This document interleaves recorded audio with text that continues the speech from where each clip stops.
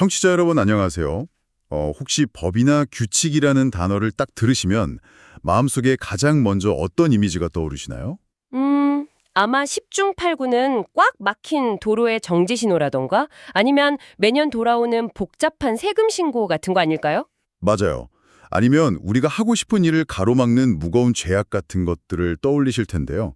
세상이 만들어 놓은 잣대나 규율은 종종 우리를 피곤하게 만들고 때로는 올가매는 수갑처럼 느껴지기도 하죠. 아주 흥미로운 접근입니다. 흔히 우리는 자유를 그냥 아무런 제약이 없는 상태라고 오해하기 쉽거든요. 하지만 오늘 우리가 살펴볼 내용은 전혀 다른 차원의 이야기를 들려주니까요. 네, 그래서 오늘 깊은 탐구가 더 특별한데요. 저희가 오늘 다룰 내용은 정영기 목사님께서 보내주신 오늘 맥체인 본문을 바탕으로 이 법안에서 행함이라는 주제를 아주 깊이 있게 들여다보려고 합니다. 보내주신 본문들을 쭉 살펴보면 출애굽기, 누가복음, 욥기, 그리고 고린도후서까지 총 4권의 책이 등장하거든요. 그렇죠. 시대적 배경이나 쓰인 목적, 심지어 문학적 장르도 완전히 다른 이 네 본문이 놀랍게도 하나님의 법이라는 하나의 거대한 퍼즐을 맞추고 있습니다. 구약의 율법부터 신약의 복음, 또 창조 세계의 섭리와 실질적인 삶의 지침까지 모두 아우르는 광범위한 여정이 되겠군요. 네, 이 다채로운 텍스트들이 우리 일상에 어떤 입체적인 통찰을 던져주는지 그 큰 그림을 함께 그려보시죠. 자, 그럼 첫 번째 본문부터 한번 풀어볼까요? 좋습니다. 가장 먼저 살펴볼 곳은 고대 이스라엘 사회의 뼈대를 형성했던 출애굽기 21장입니다. 이곳에는 도덕과 사회생활 전반을 규정하는 아주 구체적인 율법들이 나옵니다. 네, 폭력이나 상해, 재산권 같은 문제들을 다루고 있죠. 저는 그중에서도 2절에 등장하는 종에 관한 규정이 유독 눈에 띄더라고요. 아, 히브리 종을 샀을 때 규정 말씀이시죠? 맞습니다. 네가 히브리 종을 사면 그는 6해 동안 섬길 것이요 7째 해에는 몸값을 물지 않고 나가 자유인이 될 것이며 라는 구절인데요. 여기서 주목할 만한 점은 이 규정이 당시 시대상을 고려했을 때 얼마나 놀라운가 하는 겁니다. 그러니까요. 고대 사회를 다룬 역사 다큐멘터리나 책 같은 거 보면 당시 노예나 종은 철저하게 주인의 완전한 소유물이었죠. 평생 노동을 착취당하는 게 당연한 시대였습니다. 네, 그런데 6년만 일하고 7년째에는 아무런 조건 없이 심지어 몸값도 내지 않고 자유의 몸이 되게 하라니 이 규정은 당시로서는 그야말로 파격과 자치였을 것 같거든요. 그 파격성을 제대로 이해하려면 당시 고대 근동의 다른 법전들과 비교를 좀 해볼 필요가 있습니다. 예를 들어서 바빌로니아의 함무라비 법전 같은 경우를 보면요. 눈에는 눈, 이에는 이로 유명한 그 법전이죠. 맞습니다. 거기는 인간에 대한 재산권을 절대적으로 보장합니다. 도망친 노예를 숨겨주면 사형에 처할 정도로 기득권의 재산을 철저히 보호했거든요. 아, 노예를 사람이라기보다는 철저히 돈으로 본 거네요. 그렇죠. 그런데 하나님이 모세를 통해 주신 이 율법은 정반대의 방향을 향하고 있습니다. 단순한 소유권의 문제를 넘어서는 거죠. 빚이나 가난 때문에 어쩔 수 없이 자신을 팔아야 했던 연약한 사람들에게 다시 시작할 수 있는 기회를 주는 거군요. 네, 정확합니다. 일종의 거대한 리셋 버튼을 제공하는 겁니다. 와, 리셋 버튼이라는 말이 아주 와닿네요. 결국 이 법은 권력자가 기득권을 유지하기 위해 만든 통제수단이 아니라 사회구조 속에서 소외되고 벼랑 끝에 몰린 사람들을 보호하기 위한 거대한 안전망이었던 셈이군요. 그렇습니다.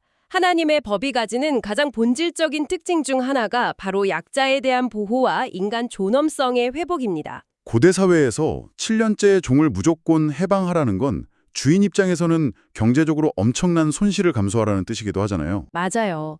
즉, 하나님의 법 안에서 행한다는 것은 세상의 경제적 이익이나 효율성보다 생명과 긍휼을 우선순위에 두는 그런 질서 있고 정의로운 사회를 만들어가라는 준엄한 명령인 것입니다. 율법의 목적 자체가 인간을 오가매는 게 아니라 억압받는 자를 자유롭게 하는 사랑의 실천이라는 점이 참 묵직하게 다가옵니다. 하지만 여기서 우리가 한 가지 딜레마를 마주하게 됩니다. 어떤 딜레마죠? 구약의 역사를 보면 이스라엘 백성들은 결국 이 선하고 완벽한 율법을 제대로 지켜내지 못하거든요. 아, 맞아요.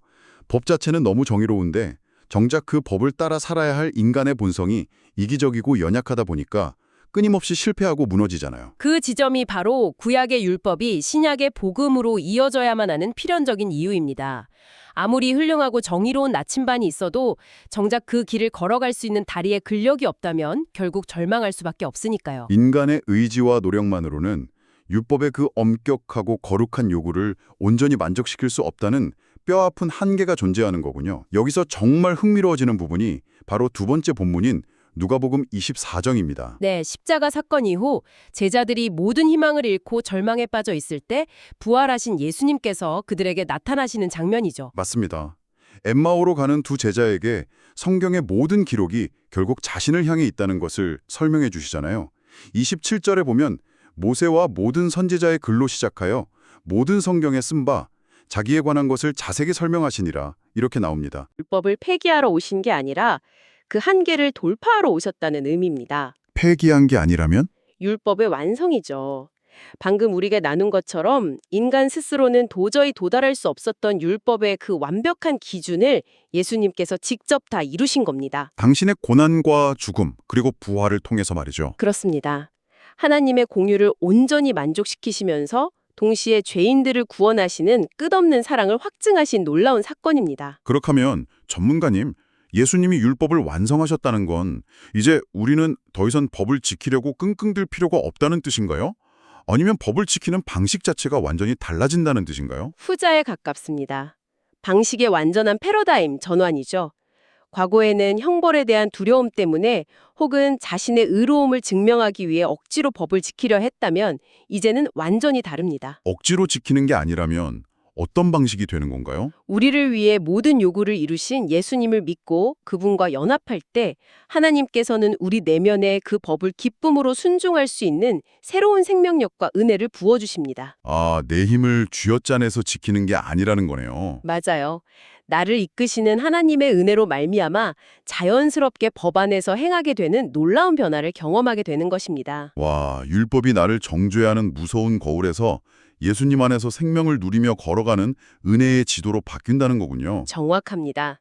사회적 차원의 정의에서 시작된 법의 의미가 예수님을 통해 우리 영혼의 구원과 은혜의 차원으로 깊어지는 거죠. 정말 놀라운 과정이네요. 자, 이쯤에서 우리의 시선을 인간의 도덕과 구원의 역사에서 조금 더 밖으로 아주 광활한 우주와 자연의 세계로 확장해 볼까요? 세 번째 본문인 욥기 39장으로 넘어가겠군요. 네, 저는 이 욥기 39장을 읽으면서 살짝 웃음이 나기도 하고 동시에 깊은 경외감을 느꼈습니다. 폭풍우 가운데서 하나님이 욥에게 창조 세계의 신비에 대해 폭포수처럼 질문을 쏟아내시는 장엄한 대목이죠. 어떤 부분이 그렇게 인상 깊으셨습니까? 하나님께서 타조에 대해 묘사하시는 장면이요. 17절을 보면 이는 하나님이 지혜를 베풀지 아니하셨고 총명을 주지 아니함이라 이렇게 콕 집어서 말씀하시거든요. 타조의 독특한 생태를 지적하시는 부분이죠. 네, 타조가 알을 낳고는 모래에 그냥 버려두어서 발에 밟히거나 들짐승에게 깨질 수 있는데도 전혀 걱정하지 않는 그 무심함이요. 제가 만약 타조라면 하나님께 아니 다른 동물들한테는 기가 막힌 생존 본능을 주셨으면서 왜 저한테만 지혜를 안 주셨습니까? 하고 따지고 싶을 것 같더라고요. 하하, 인간적인 관점에서 보면 타조의 행동이 참 어리석고 무책임해 보일 수 있죠. 그쵸, 모성애도 없어 보이고요. 하지만 하나님께서 이 타조 이야기를 꺼내신 것은 단순히 동물의 생태를 설명하기 위함이 아닙니다. 이 본문이 말하고자 하는 하나님의 법, 즉 자연과 우주를 통치하시는 하나님의 섭리는 인간의 얄팍한 상식과 합리성으로는 도저히 다 측량할 수 없다는 것을 보여주기 위함입니다. 우리가 흔히 이게 합리적이야, 이게 효율적이지 라고 판단하는 기준 자체가 얼마나 좁은 시야인지 깨닫게 하시는 거군요. 바로 그겁니다. 타조에게 지혜를 주지 않으신 것도 반대로 독수리에게 높은 곳을 향해 비상하는 능력을 주신 것도 모두 창조주이신 하나님의 거대하고 완벽한 질서 안에 속해 있습니다. 욥의 상황과 연결해보면 더 이해가 잘 되네요. 욥은 당시 자신이 겪고 있는 극심한 고난의 이유를 도저히 이해할 수 없었잖아요. 왜 의인이 고통받아야 하는지 세상의 도덕적 법칙이 왜 이렇게 엉망진창인지 혼란스러워했죠. 그때 하나님은 창조 세계의 경이로움을 보여주시며 인간의 이해를 훌쩍 뛰어넘는 하나님의 주권적인 지혜가 이 세상을 붙들고 통치하고 있음을 선포하시는 거네요. 그렇습니다. 자연의 놀라운 법칙을 통해 하나님 나라는 하나님의 지혜로 통치된다는 점을 명확히 보여주시는 겁니다. 듣고 보니 제 삶의 순간들이 겹쳐 보입니다. 살다 보면 정말 타조의 알처럼 내 상황이 모래밭에 무방비하게 버려진 것 같고 이해할 수 없는 고난이나 불합리한 일들을 마주할 때가 있잖아요. 누구나 그런 순간을 겪죠. 도대체 하나님은 왜 나에게 이런 상황을 허락하셨을까 원망스럽기도 하고요. 네. 그런데 욥기의 이 말씀은 내 눈에 어리석어 보이고 이해되지 않는 그 순간조차도 사실은 우주로 운행하시는 하나님의 더 크고 깊은 섭리의 법 안에 안전하게 속해 있다는 위로를 줍니다. 그 안정감이 바로 신앙의 핵심입니다. 우리는 모든 것을 이해해서 평안한 것이 아니라 모든 것을 아시고 완벽한 지혜로 다스리시는 하나님을 신뢰하기에 평안할 수 있습니다. 내 한계를 인정하고 하나님의 지혜로우신 주권의 삶을 맡기는 것. 그것이 욥기가 가르쳐주는 법 안에서 행함의 또 다른 모습이군요. 정확합니다.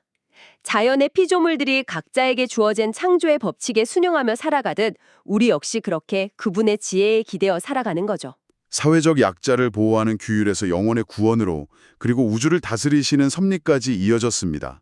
이제 이 거대한 하나님의 법을 우리의 가장 일상적이고 예민한 영역으로 끌고 내려와 볼 차례네요. 네 번째 본문인 고린도후서 9장입니다. 사도 바울이 고린도 교회 성도들에게 헌금에 관한 원리를 가르치는 대목이죠. 사실 돈 문제만큼 우리의 진짜 속마음이 적나라하게 드러나는 곳도 없잖아요. 맞습니다. 재정은 우리의 가치관과 우선순위를 보여주는 가장 확실한 지표입니다. 고린도후서 9장 7절에서 바울은 아주 중요한 원칙을 제시하거든요. 각각 그 마음에 정한 대로 할 것이요 인색함으로나 억지로 하지 말지니 하나님은 즐겨내는 자를 사랑하시느니라. 이 구절이죠. 이 부분은 우리에게 아주 중요한 질문을 던집니다. 단순한 모금 동료가 아니거든요. 자본주의 시대의 세속적 원리와 하나님 나라의 법이 어떻게 정면으로 충돌하는지를 가장 극명하게 보여주는 선언입니다. 세상의 경제 법칙은 아주 단순하고 명확하잖아요.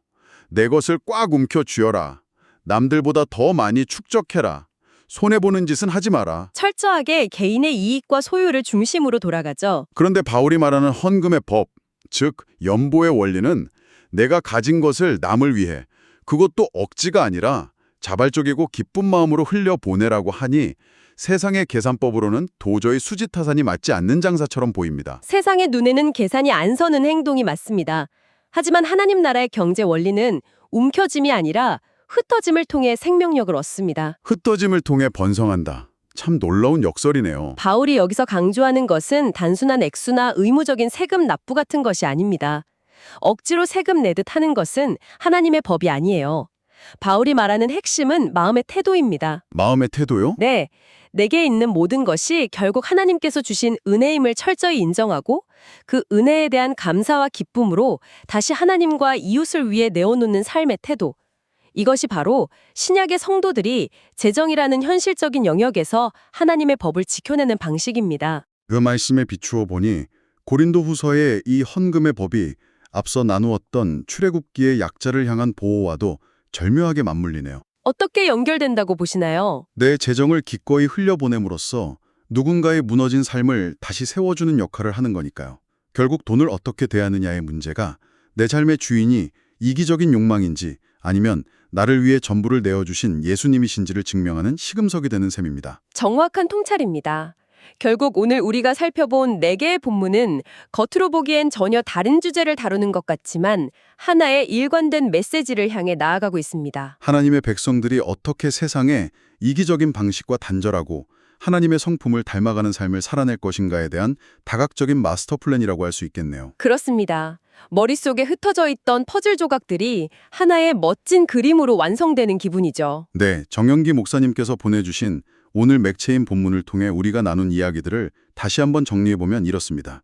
출애굽기는 하나님의 법이 억압이 아니라 약자를 살리고 존엄성을 회복하는 사랑의 장치임을 가르쳐줍니다. 모세처럼 그 사랑의 율법을 배우는 것이죠. 그리고 누가복음은 우리가 스스로 지킬 수 없는 그 완벽한 율법을 예수님께서 대신 성취하심으로써 법을 두려움이 아닌 은혜로 순종하게 만드셨음을 보여주고요. 예수님처럼 율법의 완성이신 분을 온전히 따르는 삶입니다. 또한 욥기는 내가 다 이해할 수 없는 고난과 상황 속에서도 우주를 다스리시는 하나님의 지혜와 섭리의 법이 나를 안전하게 붙들고 있다는 신뢰를 요구합니다. 마지막으로 고린도후서는 그 거대한 하나님의 통치를 나의 지갑, 가장 세속적인 욕망이 꿈틀이 되는 재정의 영역에서 어떻게 자발적이고 기쁜 헌신으로 살아낼 것인지 도전하죠. 요약하자면 이 모든 것이 결국 우리의 삶을 하나님의 뜻에 맞추어 변화시키는 가슴 벅찬 과정입니다. 우리가 그분의 생명력 안에서 호흡하며 자라가게 하는 은혜의 과정이죠. 그렇다면 이 모든 게 과연 청취자 여러분의 일상에 무슨 의미일까요? 단순히 성경 지식이 늘어난 것에 그쳐서는 안 될 텐데요. 자, 여기서 청취자 여러분께 조금은 도발적이고 깊이 있는 질문을 하나 던지며 오늘의 탐구를 마무리하고 싶습니다. 현대사회는 끊임없이 우리에게 이렇게 속삭입니다.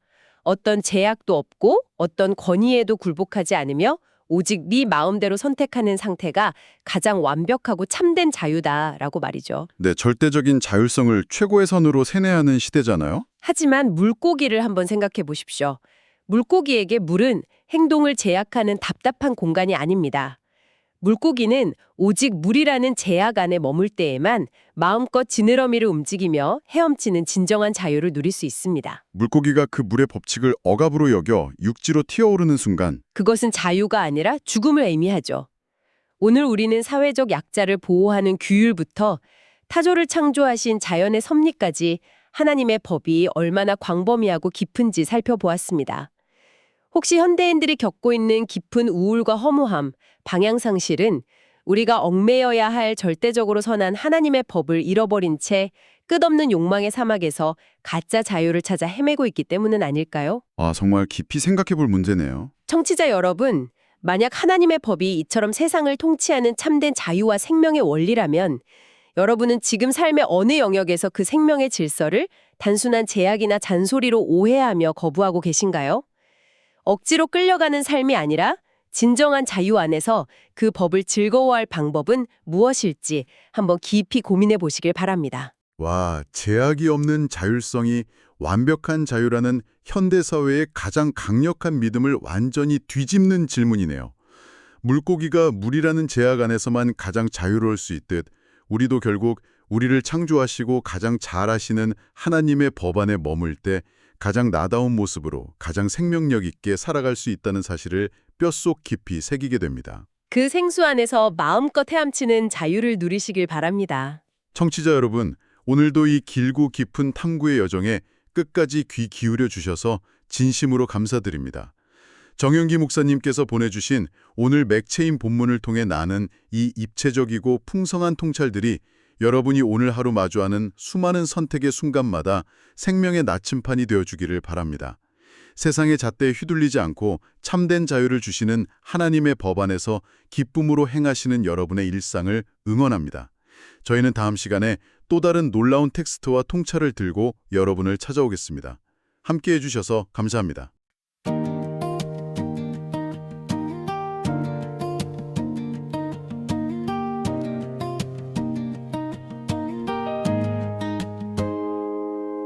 신의 산에 구름진 나 우리에게 주신 말씀 종의 권리 지키시고 상한 자를 돌보라 하시네. 세상의 법은 강한 자의 유익을 쫓아 흘러가나 주의 법은 낮은 자와 약한 자를 위한 사랑의 울타리. 억압이 아닌 자유요 죽임이 아닌 생명의 길이라. 거룩한 질서 속에 우리 삶을 세워가시는 주님. 법 안에서 행하는 삶 주의 마음을 닮아가는 것이라네. 진리의 법 안에 행하며 참된 자유 누리게 하소서. 율법을 완성하신 예수 그 길을 따라 걷게 하소서. 인색함 없이 즐거이 드리는 기쁨의 헌신으로 하나님 지혜의 법인 내 삶에 꽃피게 하소서. 주가 세우신 거룩한 질서 내 영혼의 안식이로다.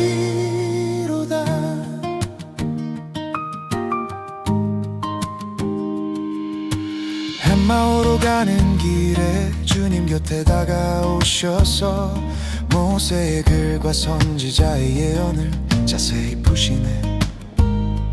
고난받고 죽임당해 사흘 만에 살아나리라 하신 성경의 모든 약속이 예수 안에서 완성되었나니 우리는 더 이상 율법의 진 말에 눌린 자 아니요. 부활의 주님 손잡고 은혜 법을 지키는 자라. 마음의 눈을 밝히사 주의 자취를 보게 하소서. 진리의 법 안에 행하며 참된 자유 누리게 하소서. 율법을 완성하신 예수 그 길을 따라 걷게 하소서. 인색함 없이 즐거이 드리는 기쁨의 헌신으로 하나님 지혜의 법이 내 삶에 꽃 피게 하소서. 주가 세우신 거룩한 질서 내 영혼의 안식이로다. 들나귀가 어디서 뛰놀며 타조가 왜 알을 버리는지 사람의 지혜로는 알 수 없는 하나님의 신비한 법. 독수리가 높은 곳에 보금자리 치는 이치처럼 모든 만물 주가 주신 지혜의 법 안에서 숨을 쉬네. 지혜를 베풀지 않으신 타조조차 주권 아래에 있나니 우리 삶의 작은 순간도 주의 섭리 안에 있음을 믿네. 심는 자에게 씨와 먹을 양식을 주시는 하나님, 의의 열매를 더하시고 넉넉히 채워주시리니 각각 그 마음에 정한 대로 즐거운 마음으로 드리라. 하나님은 억지로 아닌 기쁨의 손길을 사랑하시네. 우리의 연보가 성도들의 부족함을 채우고 넘치는 감사로 하나님께 영광의 찬송이 되게 하소서.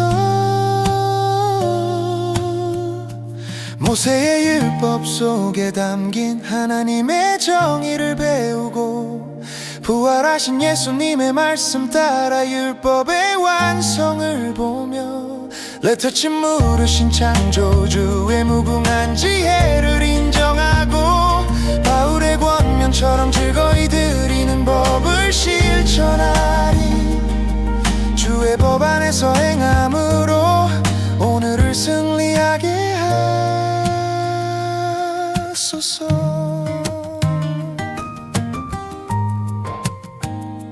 모세의 율법 속에 담긴 하나님의 정의를 배우고 부활하신 예수님의 말씀 따라 율법의 완성을